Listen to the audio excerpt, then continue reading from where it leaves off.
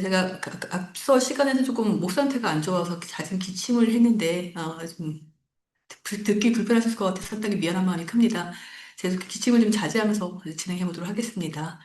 그리고 또 저희 용어 정의 파트에서 제가 추가로 파생되어지는 개념들을 좀 설명드리고 있는데, 이거는 이 어떻게 연결되어지는가에 대한 이해 차원이라고 여러분들이 좀 생각하고 들어주시면은 좋겠습니다. 그러면 저희 이제 개인정보 파일부터 나가보도록 할게요. 우리 지금 앞서 개인정보 처리자라고 하는 개념 자체가 개인정보 업무 목적으로 개인정보 파일을 운영하는 자이다 보니까 이 개념 파일에 대한 개념이 명확해야 합니다. 그런 점에서 화면에 보시는 바와 같이 그리고 제 강의 이제 교재상으로는 잠시만요.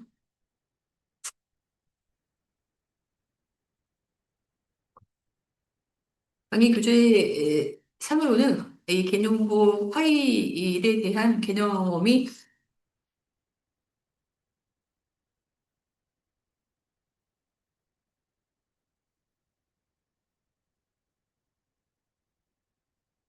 성주문님 감사합니다. 32페이지 하단에 있습니다. 그 내용 봐주면 좋겠고요. 잠시만요.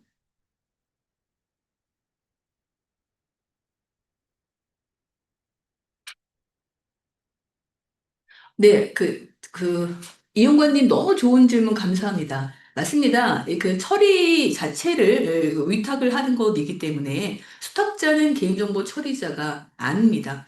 그 대신에 수탁자가 개인정보 처리자가 아니다 보니까 그 법을 준수하지 않고 또 개인정보보호법 26조 6항인가에 따라 가지고 소속 직원으로 수탁자를 간주해 버리다 보니까 수탁자가 한 업무에 대한 잘못된 행위를 위탁자가 온전히 지고 수탁자는 법의 어떤 사각지대 안에서 그 악법을 저지를 수 있다 보니까 2023년도 법 개정으로 26조 8항 부분을 좀 신설을 하고 좀 보완을 해서 스톡자에 대한 의무를 좀 강화하도록 하는 법안으로 개정되었음을 참고해 주시면 좋을 것 같습니다. 답변이 되었는지 모르겠습니다.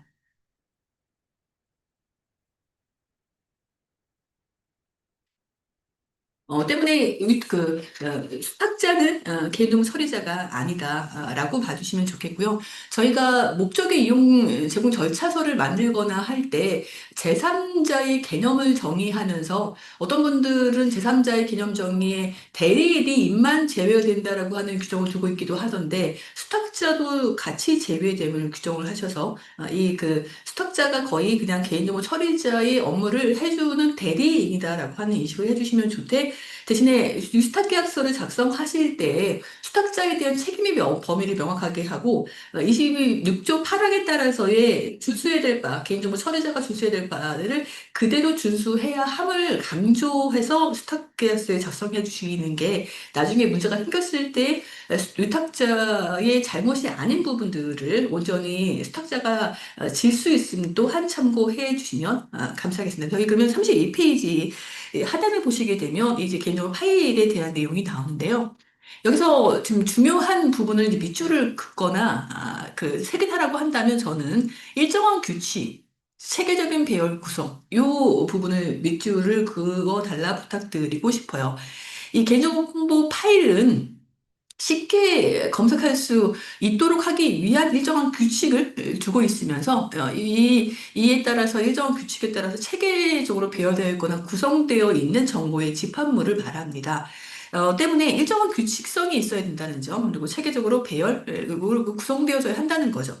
예를 들면은 학기 초에 담임 선생님이 뭐 초등학교의 학생들에게 야 너희들 지금 쪽지 나눠줄 테니까 그 쪽지에다가 너희들의 이름하고 그다음에 주소하고 연락처를 적어줘라고 해서 그 쪽지를 모았어요. 그 쪽지를 모아둔 그냥 좀 모아가지고 그냥 일정한 함에다가 담아놨어요. 그 일정한 함에다 담아놓은 건 기능 파일일까요? 파일이 아닐까요? 아이들 중구난방 어떤 학생은 자신의 이름을 쓰고 어떤 학생은 주소를 안 쓰기도 하고 막 이렇게 되어 있는 선생님이 나눠준 종이 쪽지가 모여 있는 함. 이 함은 개념 파일일까요? 파일이다. 1번. 아니다. 2번. 그렇죠. 그거는 개념 파일이 아니라는 겁니다. 그럼 여기서의 핵심은 맞아요. 여러분 모두 전문가분들이 맞으세요. 여기서 핵심은 뭐예요? 일정한 규칙성이 있어야 된다면서. 선생님이 그런 함에 담긴 종이들을 일일이 펴가지고 엑셀에다가 성명, 연락처, 주소 등으로 목록화해서 아이들의 반번호로 일련번호를 매겼다라고 한다면 뭐예요? 일정한 규칙이 생겨버린 거죠. 그래서 그것을 기반으로 세계적으로 배열하거나 구성되어 있기 때문에 개인적으로 파일이 되는 겁니다. 때문에 중구난방으로 운영되어 있는 것들은 개인정보 파일이 아니고 대신에 개인정보는 맞죠. 그러니까 개인정보와 개인정보 파일을 구별하실 줄 알아야 된다라고 하는 설명도 드리고 싶어요. 때문에 그 개인정보 처리자는 개인정보를 처리하는 자이긴 하지만 업무 목적으로 개인정보 파일을 운영하는 자가 앞단에 있습니다. 때문에 단순하게 개인정보를 처리한다라고 처리자가 되는 것은 아니다. 개인정보 파일이 운영되어져야 한다는 것을 앞에 두고 있다는 점을 기억해 주시면 좋겠습니다. 때문에 그 시간 관계상 제가 뭐 형사 사례를 들 수는 없습니다만 어쨌든 이게 그 수첩인데 형사 수첩인데 형사 수첩에 뭐그 만났던 피의자 내지는 피해자 내지는 참고인 등에 대한 어떤 연락처라든가 그들이 진술한 내용들이 중구난방으로 섞여 있는 어떤 수첩 같은 경우에는 일정한 규칙에 따른 어떤 체계성 같은 것이 존재하지 않기 때문에 개인정보가 담겨 있긴 하지만 그 형사수첩 자체가 만약에 체계적으로 적혀져 있지 않다라고 한다면 개인정보 파일일 수는 없고요. 맨날 그 파일 자체가 뭐 피해자, 만난 날짜, 발언한 뭐 발언한 내용 등으로 체계화되어 있다고 한다면 일단 개인정보 파일일 수 있다는 거죠. 때문에 여기서 일정한 규칙이라고 하는 게 꽤 좀 중요하다. 그리고 일정한 규칙과 체계적인 배열, 내지는 구성, 이 부분이 개인정보 파일에 대한 핵심이다라고 하는 점을 살펴주시면 좋겠습니다. 때문에 우리 개인정보보호법은 기존에 공공기관에 관한 개인정보보호법이 있을 때 당시에는 전자적 파일만을 읽게 했었습니다만 일반법으로의 2011년도에 제정부터는 전자적 파일뿐 아니라 수기를 작성한 그 파일도 해당되게 되기 때문에 저희가 주민센터를 방문해서 예를 들면은 등본 신청을 한다라고 한다면 그 신청서들을 목록화해야 나서 하나를 묶었다라고 하는 것도 개념 파일이다라고 하는 점도 참고해 주시면 좋겠고 진로 뭐 그 파일이라든가 행정민원 서류 등도 다 이렇게 해당된다라고 봐주시면 좋겠습니다.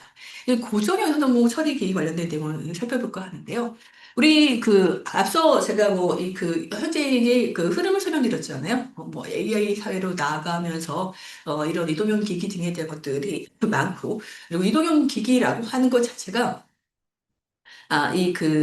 이동형 기기를 통해서 인지한 것을 기반으로 판단해서 구동이라고 하는 행동으로 옮겨야 되다 보니까 당연히 주변 상황들에 대한 어떤 그 상황을 분석을 하고 뭐 도로든 지형이든 뭐 그 물체든 물체의 색깔이든 등등을 파악을 해야 하다 보니까 뭔가 이런 어떤 촬영하는 기기들을 장착한 이동형 기기 등이 운행될 수밖에 없고요. 그런 운행 등의 그 운행 등이 많아지게 되는 게 앞으로의 어떤 시대에 펼쳐질 어떤 방향성이다 보니까 이제 개인정보보호위원회가 기존에는 영상정보 처리기기라고 하는 법조문으로서의 25조만 두고 있다가 원래는 제가 아는 바로는 영상정보 처리기기와는 법을 별도로 특별법 형식으로 만들려고 했는데 그렇게 되게 되면 또 여러 가지가 좀 복잡해지게 될 것 같아서 그 개념보호법 안에 영상정보 처리기 관련된 규정을 이원화해서 기존의 영상정보 처리기기를 고정형이라 이름 붙이고 또 하나는 이동형이라고 구분을 해서 25조의 2라고 하는 가지 조문을 만들었습니다. 그래서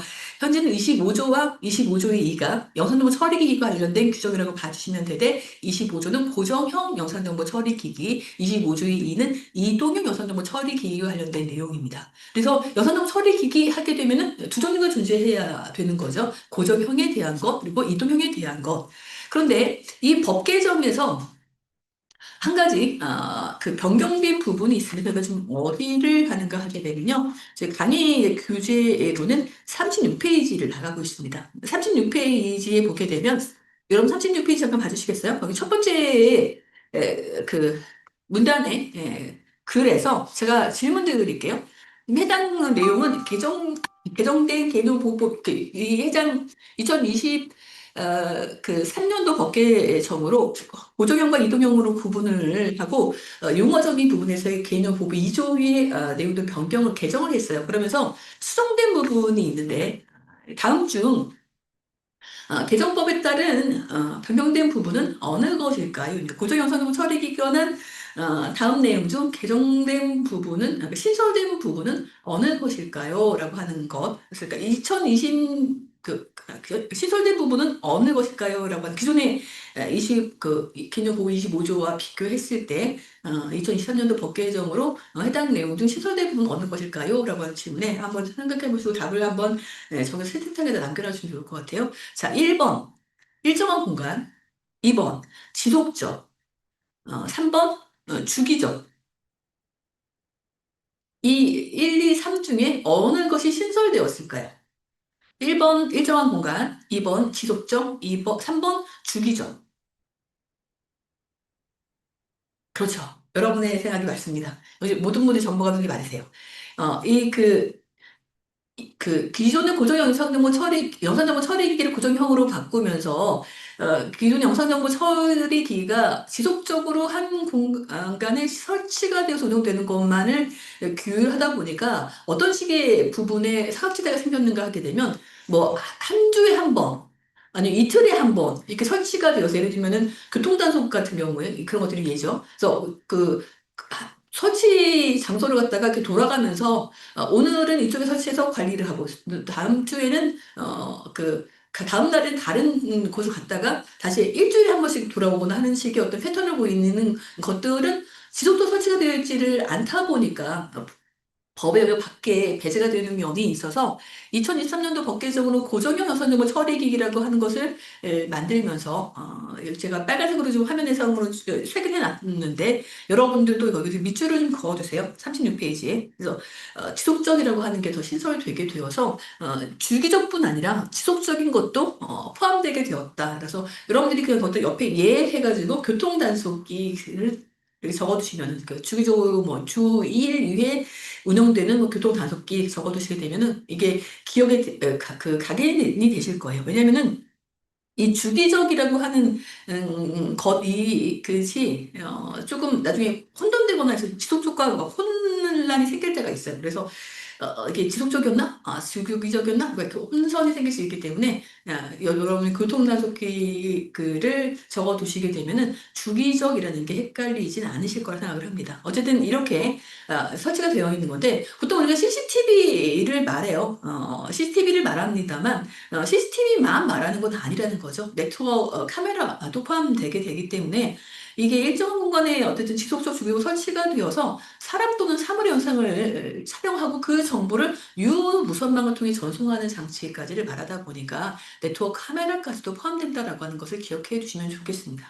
그리고 이제 이동 영상정보 처리 기기를 넘어갈 텐데 이동 영상정보 처리 기기는 아까 제가 피지컬 AI를 떠올리시게 되면은 이게 딱 이해가 되실 거예요. 피지컬 AI가 뭐 대표적인 게 뭐가 있었나요? 자율주행차라던가 아니면 또 뭐였나요? 드론이라던가 아니면은 휴머노이드 로봇이라든가 질문 드릴게요. 이거는 뭐 문제하고 상관없습니다. 저희 뭐 시험 문제하고 상관없습니다만 그냥 상식 차원에서 알고 계신가를 한번 점검하기 위한 거라고 생각하시면 좋을 것 같아요.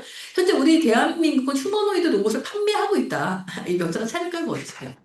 현재 우리 대한민국은 휴머노이드 로봇을 판매하고 있다. 판매하고 있다면 1번, 판매하고 있지 않다면 2번. 자, 1번, 2번, 1번, 2번. 그쵸. 우리 지금 대한민국은 휴머노이드 로봇을 판매하고 있습니다. 판매하고 있어서 누군가가 사갔죠. 그래서 지금 현재 몇 대가 팔다고 하는데 뭐 어딘가에 그 휴머노이드 로봇을 쓰고 있거나 하기도 하고 유명한 유튜버들은 언박싱 한다고 하는 이름하에도 사기도 하죠. 어쨌든 판매가 되고 있어서 그런 휴머노이드 로봇도 주변을 살펴가지고 뭔가 걸어다니거나 이렇게 해야 하다 보니까 당연히 이런 식의 영상이 필요할 것이어서 이동영상물 처리 기기는 바로 그런 것들을 위한 운영에 초점을 두고 시설된 거라고 봐주시면 좋을 것 같아요. 때문에 개념은 이렇습니다. 사람이 시체에 착용 또는 휴대하거나 이동 가능한 물체에 부착 또는 거치하여 사람 또는 사물의 영상 등을 촬영하거나 이 유무선망을 통하여 전송하는 장치로서 다음과 착용형, 휴대용, 부착, 거치형이 있습니다. 예전에 초창기 시행령에 해당 이게 다음 대통령령을 말한다고 하다 보니 대통령령에 대한 시행령 안으로서 네 가지가 있었어요. 착용, 휴대, 부착, 거치 외에 나머지는 뭐였을 것 같으세요? 그러다가 이게 삭제가 되었죠. 그게 뭐 있겠어? 해가지고 삭제가 되었는데 피지컬 AI 쪽으로 나가게 되면 다시 그걸 만들어야 되지 않을까 싶은 생각이 들기도 해요. 이것을 다 포섭하지 못하는 뭔가가 나올 수 있을 것 같다는 생각이 들긴 하거든요. 어쨌든 간에 이 나머지 때 뭐였는가 그 밖의 이유와 유사한 장치라고 하는 용어가 있었는데 그런 표현이 있었는데 그거는 이제 그게 이 세 가지 외에 뭐를 더 추가로 할 수 있겠어 괜히 혼선만 생기지라고 해서 시행령안이 공고가 되어서 의견 수렴 과정에서 해당 내용이 삭제가 되고 지금은 이 세 가지만입니다. 그래서 혹시 초창기에 개보위에서 시행령안 관련해서 설명하면서 만들어진 어떤 자료 때문에 이 네 가지라고 오해하시는 분들은 오해하시면 안 된다. 예, 그 세 가지 외에는 없다. 그 밖에 이와 유사한 장치라고 하는 용어는 삭제가 되었고 이 세 가지 그 밖에 없다서 사교육 같은 경우에는 요즘 저희 뭐 학교 시험 볼 때에도 학생들이 스마트 안경 갖고 와서 시험 보지 않나를 점검합니다. 그런 식으로 스마트 안경도 있고요. 아니면 시계나 펜슬 안에 그 내장되어 있기도 하죠. 휴대형 장치 같은 경우에는 저희 그 뭐죠 휴대폰이라든가 디지털 카메라 등에 대한 것들이 여기 해당되게 되고 웹캠도 포함되게 되죠. 그리고 아니면은 그 부착 거치형 같은 경우에는 차량 자율주행차라든가 드론 등에 부착되어 있는 것들을 말합니다. 그리고 저희 과학적 연구라고 하는 거는 가명정보 처리 때 필요한 것이어서 그냥 넘어가도록 할게요. 그 다음에 고유식별정보에 대한 것을 살펴볼까 하는데, 이 고유식별정보라고 하는 거는 법령에 따라 개인을 고유하게 구별하기 위해 부여한 식별정보를 말합니다.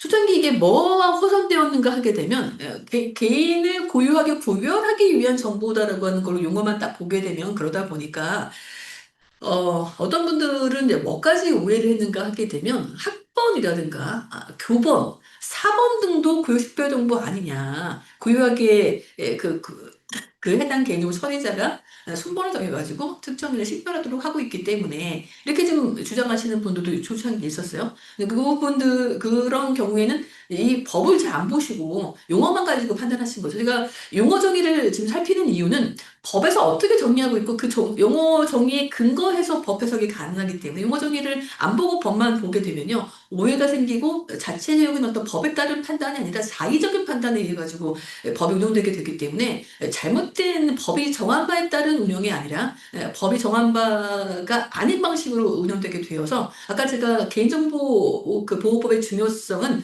적법한 처리, 안전한 관리라고 하는 설명을 드렸는데 적법한 처리를 방해하게 된다는 거죠.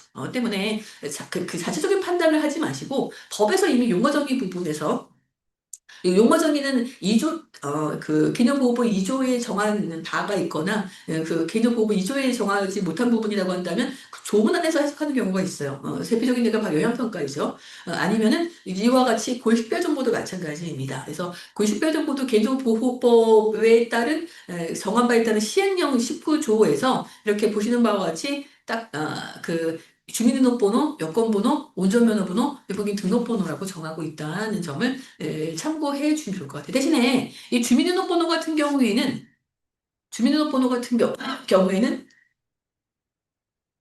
같은 경우 90별 정도에 해당하기는 합니다만 그럼에도 불구하고 개인정보보호법 24조의 2가 적용되게 되는 구조를 띠게 된다는 점을 참고해 주시면 좋을 것 같아요. 적어도 신용평가 회사 등이 아닌 다음에 하는 신용평가 회사 등 같은 경우에는 음, 보시는 바와 같이 개인 식별번호라고 하는 이름 하에 이 개인 식별번호가 생명유기법상의 개인 식별번호하고 신용정보법상의 식별번호가 다른데 신용정보법상의 식별번호는 이와 같고 이럴 경우에는 개인 신용정보법 34조에 근거해서 신용정보법 15조를 준용토를 하고 있다 보니까 신용정보법 15조에서는 정보지처가 동의하거나 법령에서 구체적으로 요구하는 허용하는 경우 등에 해당되게 될 때 주민번호를 처리할 수 있도록 하고 있어요. 그러다 보니까 신용평가 회사들, 신용정보법에 적용을 받는 신용평가 회사 등에게만 적용되는 것이지 신용평가 회사 등이 아니라고 한다면 이 신용정보보호법에 적용을 받지를 않아요. 그런데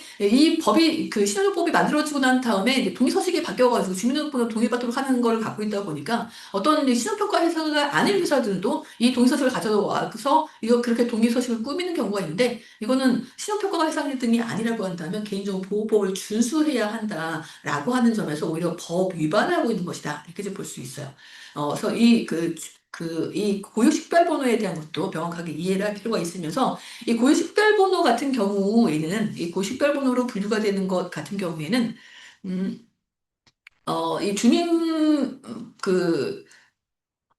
주민번호를 포함한 고유식별 중에 예외적으로 운영되는 게 있어요. 뭔가 하냐면은 개념보호법 18조 2항에 근거해서 각 그 시행령을 해당 관련 시행령을 보게 되면은 이 그 고유식별 정보라고 한다면 공공기관에 한해 가지고 공공기관에 한해서 18조 제2항 각호에 따라서의 목적에 이용 제공을 할 수 있다라고 하는 규정을 두고 있는데 이때에는 이 주민등록번호가 또 포함되게 됩니다. 그래서 그게 좀 차이가 있다는 점을 또 살펴주면 좋겠고 거기에 대한 자세한 내용은 제가 고유식별번호 파트에 설명을 해놨기 때문에 천천히 좀 읽어봐 주시면 좋겠다 이런 부탁을 드리고 싶어요.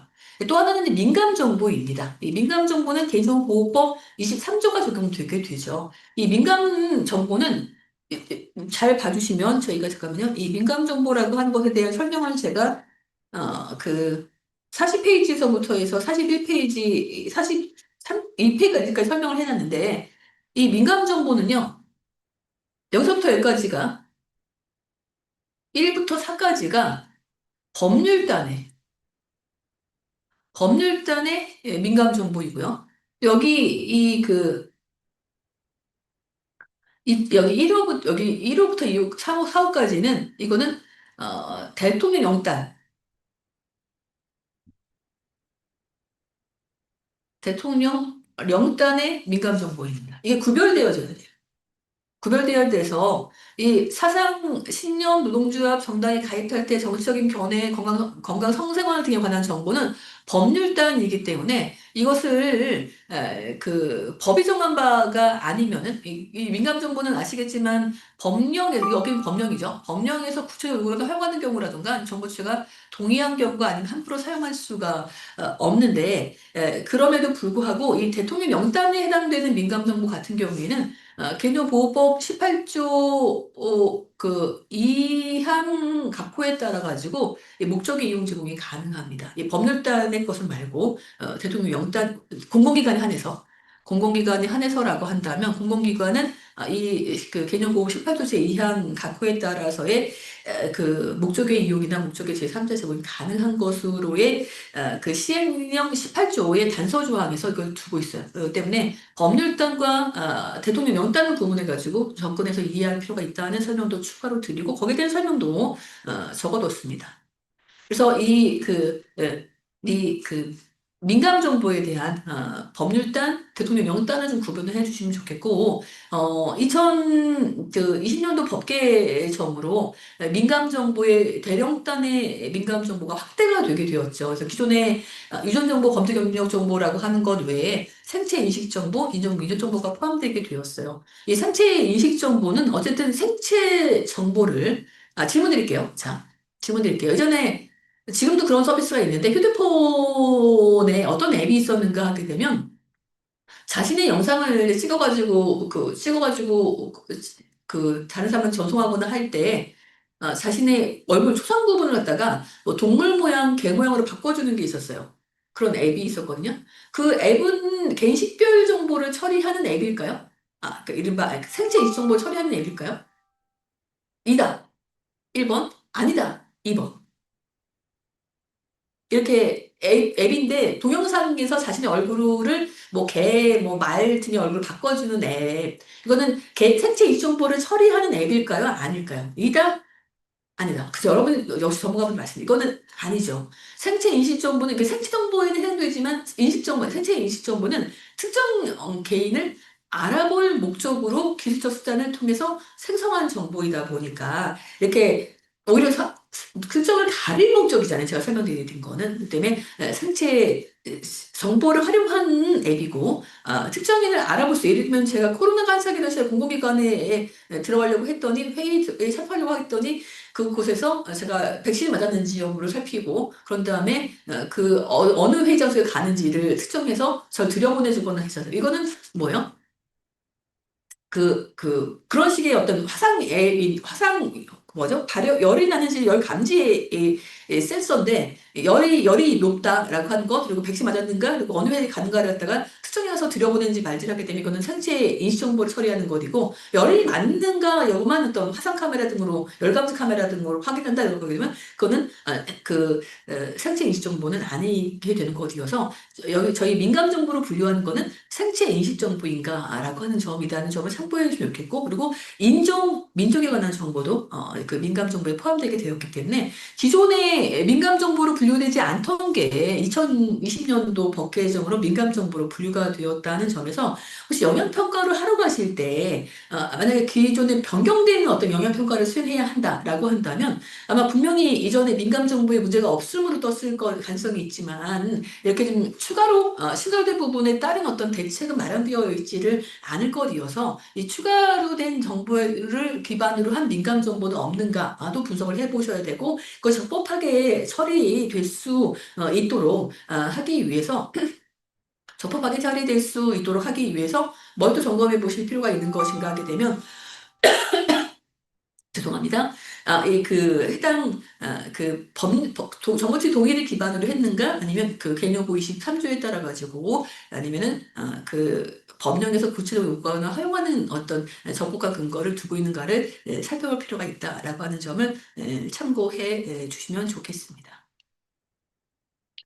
그리고 이 민감 정보와 관련되어져서 이 또 하나 시설된 게 있죠. 바로 민감 정보를 공개할 가능성과 그럴 때 정보 주체가 비공개로 선택할 수 있다라고 하는 방법을 안내토록 하고 있어요. 때문에 이 민감 정보가 이런 제어하는 서비스 제공 과정에서 공개될 수가 있다 보니까 예전에 어떤 뭐 군인인가가 위정보 그 앱을 활용해가지고 뭘 운영하는데 이 사람이 어디 갔는지가 뭐 공개가 되거나 해서 문제가 됐던 적이 있어서 그 해당 조문이 신설된 걸로 알고 있거든요. 23조 3항이 신설되었는데 2023년도 법 개정으로 때문에 민감 정보가 포함되어져서 그것이 공개될 수 있다는 사실 그리고 이럴 경우에 비공개로 어떻게 전환하는지에 대한 선택 방법에 대한 것들을 정보 주체가 쉽게 이해할 수 있도록 해야 합니다. 혹시 영역평가를 수행하실 때 민감 정보에 대한 동의 여부만 체크하지 마시고 혹시 민감 정보가 제품이나 아니면은 재화나 서비스를 제공하는 과정에서 공개될 가능성은 없는지에 대해서도 점검을 해보실 필요가 있다. 이런 설명을 드리고 싶어요. 그리고 바이오 정보라고 하는 용어가 사용되는데 그건 패치가 되고 생체 정보로 다 이제 바뀌었으니까 이 점도 참고해 주시면 좋겠습니다.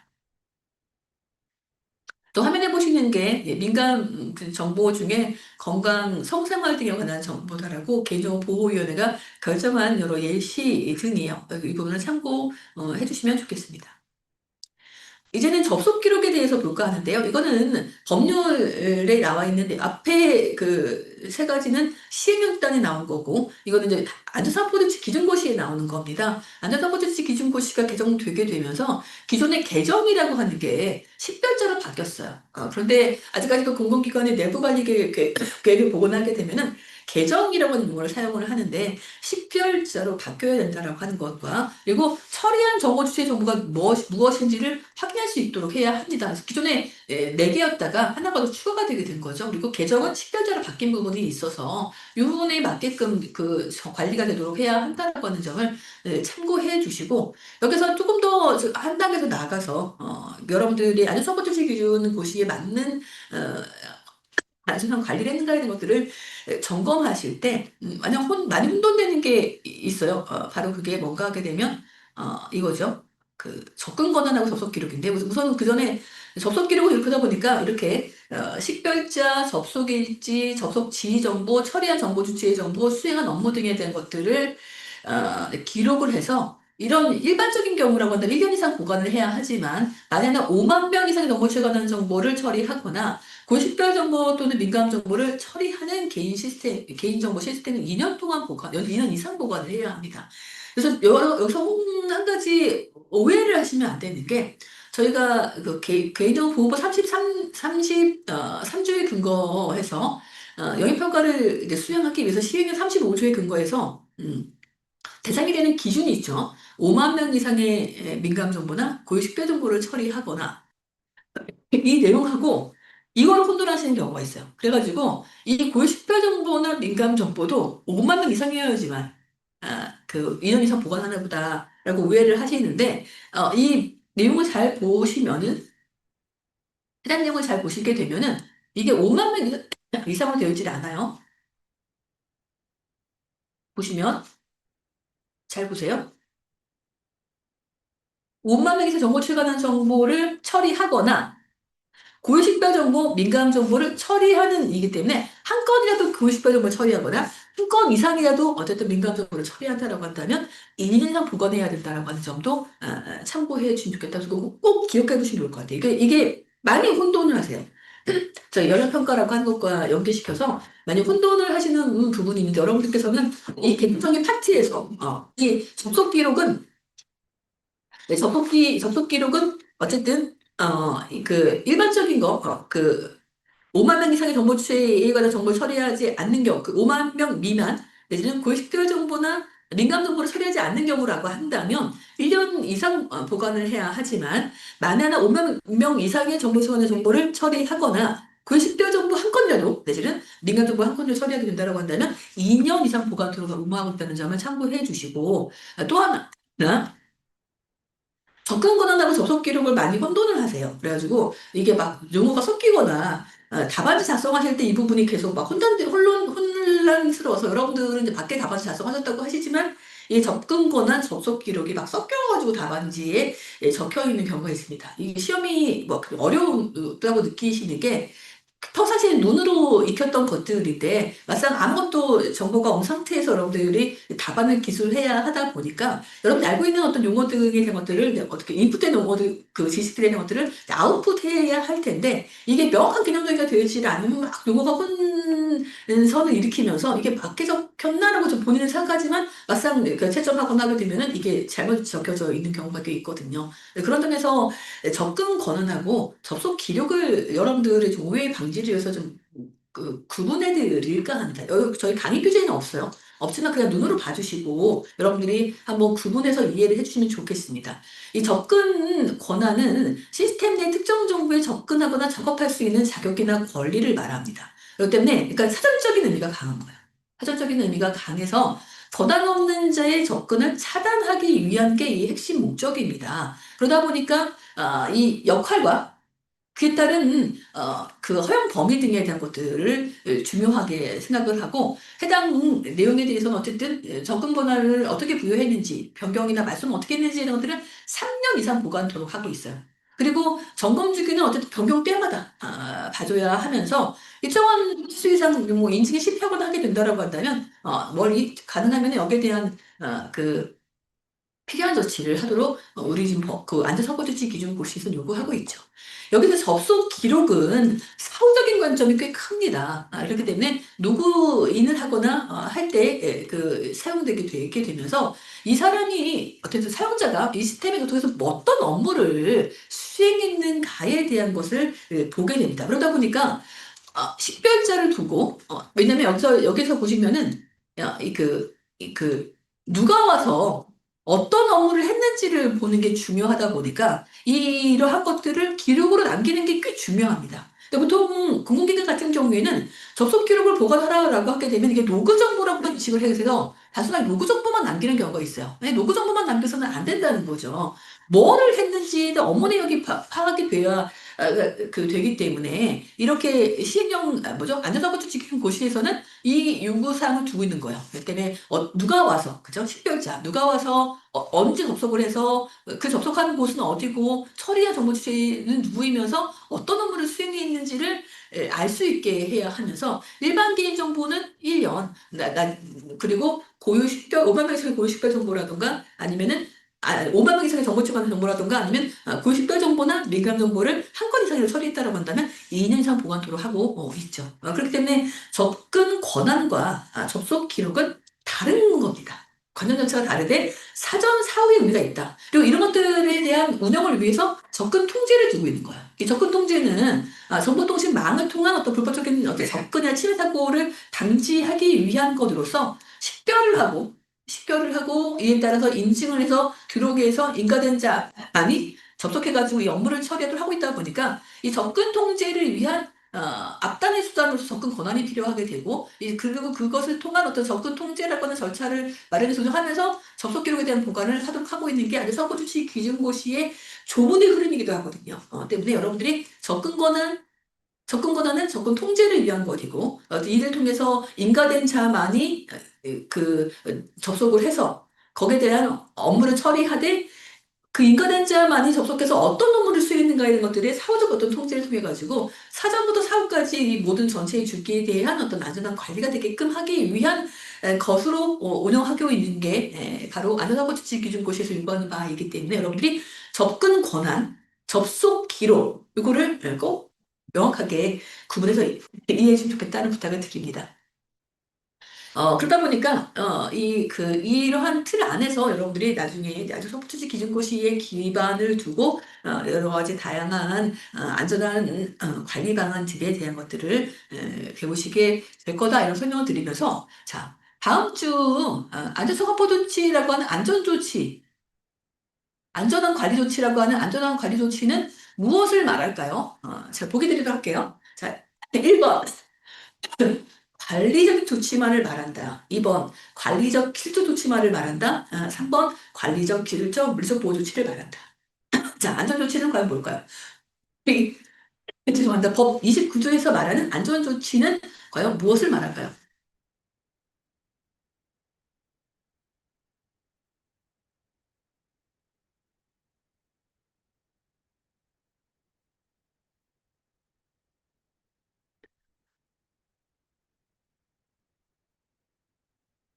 그렇죠. 여러분의 생각이 맞습니다. 제가 여러분이 생각하시는 바와 같이, 안전조치라고 하는, 우리 안전서포조치라고 하는 것은 관리적, 기술적, 물리적 보조치를 말합니다. 때문에 관리적을 위해서 제가 일단 내부 관리 계획을 수립해가지고 운영토록 요구하고 있고, 그에 따라서의 운영이 되도록 하면서 이해 점검 등에 대한 것들을 하되, 각각의 시스템별로의 어떤 접근 통제, 접근 권한, 접속 기록 등에 대한 것들을 요구하거나 뭐랄까요? 백신 등에 대한 어떤 보안 조치 등에 대한 것들을 요구토록 하는 어떤 설계를 통해 가지고 한편으로는 또 뭐 장기간 시민에서 두거나 여러 가지 물리적 보호 조치를 하도록 하는 것들이 규정되어져 있는 전반이 안전사고 조치 기준고시 내용이다 보니까 기술적 관리적 보호 조치만으로는 안 되고 특히 오늘같이 뭐그 피지컬 환경 하에서는 물리적 보호 조치에 대한 것도 필요하다 보니까 이런 요구사항 등의 전반이 담긴 게 바로 안전사고 조치 기준고시 거기에 근거가 되는 조문이 개인정보보호법 29조다 이렇게 봐주시면 좋겠습니다. 자 그러면은 죄송합니다. 개인정보에 대한 내용 넘어가 볼까 하는데요. 이 개인정보라는 게 왜 필요한가에 대한 것들의 이해는 여러분들이 뭐 더 잘 알고 계실 것 같아서 괜히 시간을 갖다가 저 다룰 내용들이 꽤 많은데 여기서 뭐 더 이 시간을 허비하고 싶지는 않습니다. 대신에 개인정보라고 하는 게 개인 정보 주체의 입장에서는 자신의 생활 반경의 모든 것들을 말합니다. 그렇기 때문에 내가 하고자 하는 바에 대한 것들을 나와 관련된 정보들을 내가 통제할 수 있도록 함으로써 나 스스로 내지 나와 관계된 사람들 내가 소속되어 있는 어떤 조직 등과의 관계에서 내 자녀 권리에 대한 것들을 스스로가 지킬 수 있도록 하고 내지는 그런 어떤 침해되는 어떤 권익 등이 있다라고 한다면 국가에 대해서 내 침해되는 권익에 대한 것들을 방어하기 위한 어떤 그 권리 행사를 할 수 있게끔 하기 위한 모든 것들이 보장되게 되게끔 하기 위해서는 내 정보에 대한 통제권을 내가 가져야 되다 보니까 그게 근간이 되는 게 바로 개인정보 자기결정권 이어서 결국은 개인정보 자기결정권을 내가 어떻게 효율적으로 행사하는가가 결국 내 자유 권리의 정도를 정하게 되기 때문에 개인에게는 꽤 큰 의미를 갖는 게 바로 개인정보 자기결정권이다 이렇게 볼 수가 있습니다. 질문을 하나 드리도록 할게요. 자, 우리 개인정보 자기결정권은 기본권이라 말하죠. 이 기본권인 개인정보 자기결정권, 우리 지금 헌법에서는 대략 한 10조부터 해서 36조까지 여러 기본권 등을 열거를 해두고 있어요.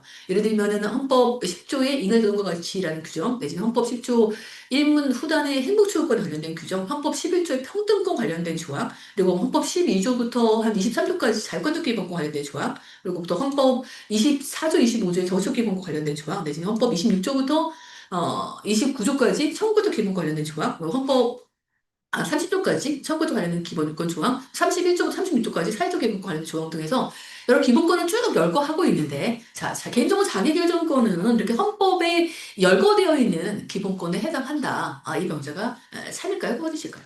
참이면은 1번으로, 거짓이면 2번으로 답해 주시면 좋겠고, 그리고 중간중간 질문 주신 분들은 제가 쉬는 시간 이후에 조금 시간을 내가지고 강의 조절해서 답변 드리도록 할 예정이고, 해당 파트에서 다시 한번 설명드릴 거니까 그 답변이 미뤘다고 오해하지 마시고 그 강의에 참여해 주시면 좋겠습니다.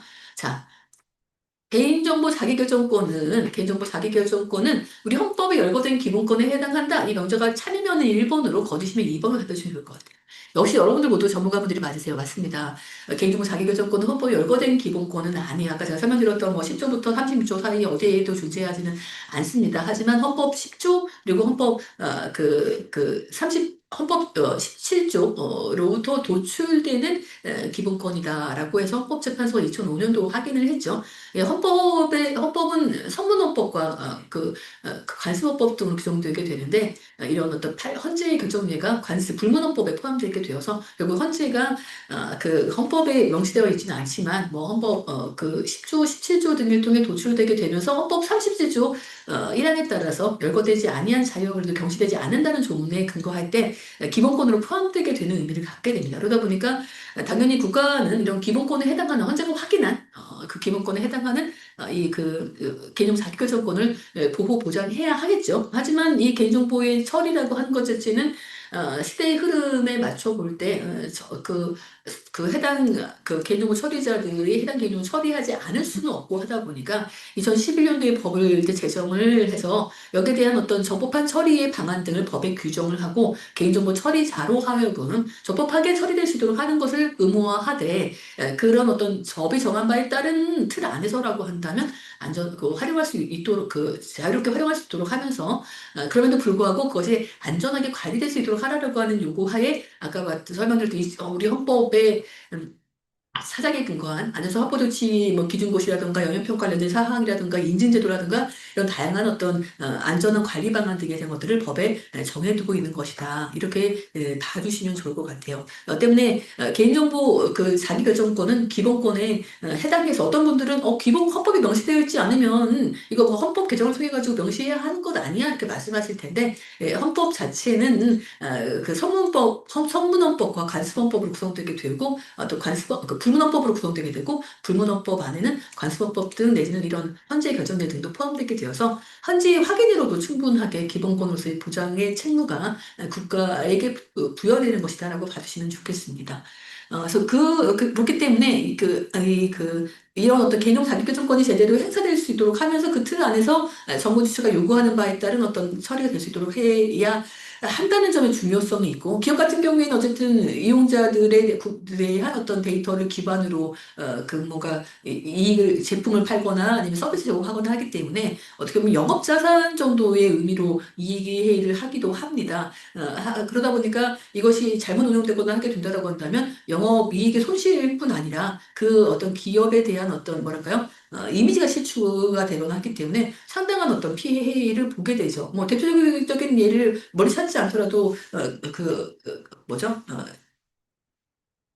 물품 배달업 등을 하는 쿠땡 사례를 보시면은 이게 어떤 의미인지 이해하실 거라 생각해요. 그리고 국가적 공공기관 입장에서는 국가와 국민과의 관계에서의 어떤 운영 등을 해야 하다 보니까 이제 법이 정한 바에 따른 어떤 국민의 개인정보를 처리를 해야지만 국가 운영작용도 하고, 또 정보주체의 권리 등 기본권을 보장해주고 이렇게 운영될 수 있다 보니까 당연히 우리 사회 전반의 어떤 기반을 형성하고 운영하는 데 쓰게 된다고 봐야 하죠. 때문에 공공기관이 국민과의 관계에서 다른 민간 기업과의 차이점이라고 한다면 민간 기업에 대해서는 정보 주체가 자신이 그 기업을 원하지 않고 다른 기업을 선택하거나 할 수 있는 어떤 선택의 자유증이 보장되게 되거나 할 수 있지만 공공기관은 법이 정한 바에 따른 어떤 의무 달성을 위해서 국가와 국민과의 관계에서 국민이 의무자로서 의무의 일환으로 개인정보를 제공하거나 하게 되는 구조이다 보니까 그 동의 없이 정보 주체의 동의를 기반으로 하지 않고도 개인정보가 처리되는 어떤 정보 근거들이 꽤 많습니다. 민간 기업과는 다르게.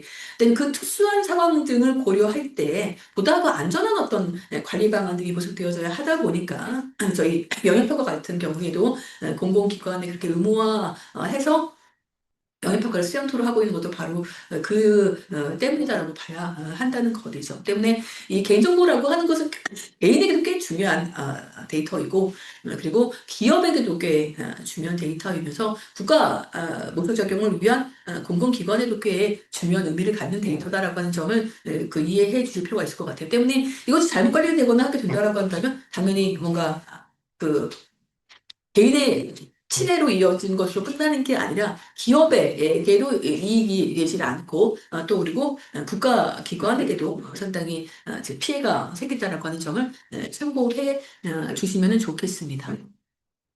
그러다 보니까 개인정보의 이제 제정의 필요성이 대두가 되게 되어서 2011년도에 법을 이제 개정을 해서 기존의 정보도시 낭법, 공공기관에 관한 개인정보보호법, 신분정보보호법에 대한 것들이 이렇게 지금 바뀌게 되었죠. 그리고는 그것을 기반으로 현재 이루고 있는데 우리 지금 헌법 이게 10조가 모든 법의 최고 규범이기 때문에 그 최고 규범이기 때문에 개인정보보호법도 이 헌법을 준수를 해야 합니다. 그리고 이 헌법 10조는 이 그 모든 기본권에 대한 이념 내지 방향 조약, 그 이념 조항이다 보니까 모든 다른 기본권들, 자유권적 기본권, 사회적 기본권, 성공적 기본권, 뭐 정책 기본권 등을 보장하거나 할 때에도 어떤 방향으로 어떤 이념에 근거해서 운영해야 하냐라고 했을 때 바로 이렇게 얘기를 한다는 거죠. 바로 인간의 존엄과 가치에 부합되게 운영하라라고 하는 요구가 생기게 되고 국가는 이러한 개인이 가진 불가침의 기본적 인권을 확인하고 보장할 의무를 진다라고 해서 어쨌든 이런 그 모든 기본권이 존엄과 가치에 부합되도록 운영되어져야 하고 그 국가는 이를 보장할 책무를 지게 되는데 이에 근거해서 이렇게 모든 기본권들의 이념 조항으로서 운영되는 것이 보시는 바와 같이 우리 개인정보보호법 1조에 담기게 되어 있는 겁니다. 그래서 앞서 그 설명드렸던 것을 기반으로 했을 때 이 법의 1조의 목적을 보시게 되면 이 법은 개인정보의 처리 및 보호에 관한 사항을 정함으로써 개인의 자유 권리를 보호하고 나아가 개인의 존엄과 가치를 근함을 목적으로 한다라고 하는 게 우리 헌법 10조 그리고 헌법 10조에 근거한 틀이면서 국민의 개인정보 자기결정권을 좀 제한하는 면이 있다라고 하는 점에서 보다 각별한 어떤 그 관리가 필요하고 국민의 기본권을 제한할 때에는 헌법 37조 2항에 근거한 이 틀 안에서 해야 합니다. 그러다 보니까 국가안전보장 질서의 공공복리라고 하는 목적을 위해서는 국민의 기본권이 법률로서 제한이 가능하고요. 만약에 이게 요건을 충족하지 못한다라고 할 경우에는 위헌 헌재 결정을 통해서 위헌 무효가 되게 되죠. 때문에 이 법을 운영하거나 할 때 입법 목적이 정당해야 되고 수단이 정해야 되면서 피해가 최소화될 수 있도록 하는 방향 하에서의 보호하고자 하는 고의가 침해되는 사익간의 균형을 맞춰가지고 운영되어져야 하는 이 틀의 요구가 있다 보니까 개인정보보호법이 이런 어떤 흐름에 근거해서 제정되게 된 거다라고 하는 점을 기억해 두시고 때문에 이 1조가 갖고 있는 의미라고 하는 것은 아까도 설명드렸지만 개인정보보호법은 다른 정보 보호나 정보 보안과는 다르게 적법한 처리라고 하는 요구가 필요하다. 적법한 처리 그리고 그에 따른 정보 보안 등과 같이 안전한 어떤 관리에 대한 것들이 필요하다 보니까 적법한 처리를 위한 처리에 관한 사항을 안전한 관리를 위한 보호에 관한 사항을 이 법에 정함으로써 개인의 어떤 자유 권리를 보호를 하고 그리고 존엄과 가치를 구현토록 한다라고 하는 요구를 규정해 두고 있음을 참고해 주는 것 같아요. 어떤 분들은 이런 말씀하세요. 우리 1조에서는 이렇게 좀 규정해놓고 있는 이후에 GDPR은 자유로운 이동이라고 하는 것들을 두고 있다 보니까 뭔가 EU의 GDPR에 조금 더 뭔가 그 활용을 위해서 방점을 두고 있는 되는 거 아니냐 이렇게 주장하시는 분들이 있는데 EU라고 하는 것이 회원국가라고 하는 점을 참고해 보시게 되면 이 자유로운 이동은 회원국 간의 이동을 말한다라고 하는 점을 참고해 주시고 그리고 오히려 우리 지금 법의 법문을 반대로 해석하게 된다라고 한다면 어쨌든 개인정보 처리자는 이 법이 정한 적법한 처리, 안전한 관리라고 하는 것을 따르게 된다라고 한다면 어떤 활용이 가능하다라고 자유롭게 활용할 수 있다라고 하는 것을 해석이 가능함을 참고해 주시면 좋을 것 같아요. 때문에 중앙행정기관의 법령들을 개정하거나 할 때에도 이 1조의 이 원칙에 부합되게 개인정보보호 1조의 원칙에 부합되게 법령을 개정해야 할 것이다라고 볼 수 있고요. 그래서 그런 틀 안에서 운영이다라고 하는 점을 살펴두시면서 저희 점심 식사 맛있게 하시고 오후 강의부터는 개정된 내용과 개인정보의 적법한 처리, 안전한 관리 방안 등에 대해서 다시 한번 더 하나하나 살펴보는 시간을 갖도록 하겠습니다. 이 정도로 마무리해도 될까요, 여러분들? 오전 강의 좀 마무리하겠습니다. 네, 그러면 점심 식사 맛있게 하시고요. 저희 밝은 모습으로 그 오후 강의에서 뵙겠습니다. 네, 네, 감사합니다.